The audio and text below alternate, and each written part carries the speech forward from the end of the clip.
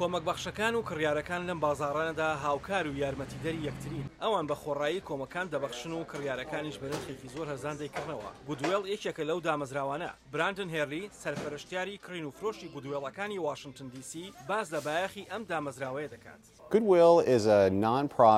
گودوێڵ ئاژانسێکی قازاننەویستی خێرخوازیە کە ڕاهێنان بە خۆڕایی و کاری خزمەتگوزاری بۆ کەم ئەندامان و زەرەر لێکەوتوان ئەنجامەدات. ئێمە هاوکاری دارایی بۆ ئەم ئەرکە دەکەین لە ڕێی دووبارە فرۆشتنەوەی ئەو کۆمەک و بەخشانەی کە بۆمان دەنێرن و لە بازاڕەکانماندا دەیانبینی.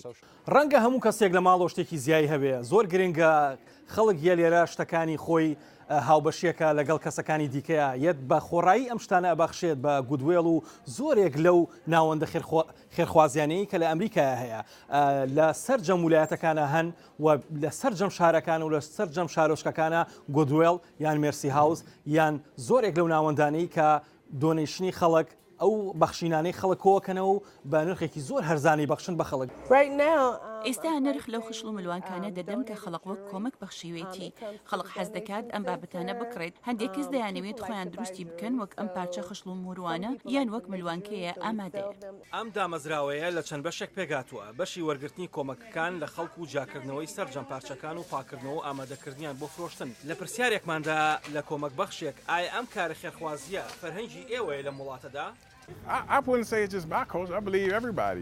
من لە باوەڕۆدام هەموو کەسێک ئەم فەرهەنگەی هەیە. دەزانی مەبەستم چییە؟ بڕوانە فەرهەنگی ئیسپانیەکان، چاینیەکانیش زۆربەی کات کە دێم بۆ ئێرە دەبینم کە هەموو کۆمەڵگەکان هەمان شت دەکەن و کۆمەک دەبەخشن. ئەمە نەریتێکی فەرهەنگیە.